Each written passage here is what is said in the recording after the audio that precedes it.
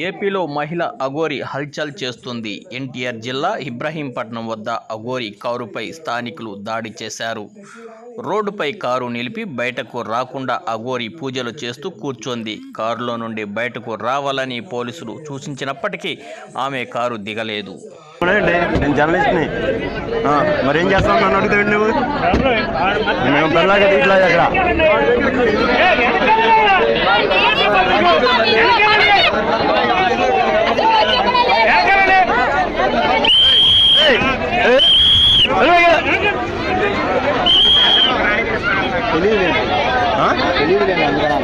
మరి ఏం చేస్తామని అడుగుతాం. మేము పల్లెకం చెప్తామండి.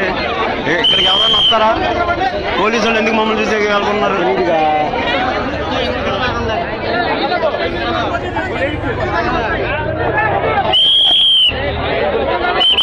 వచ్చేస్తుంది.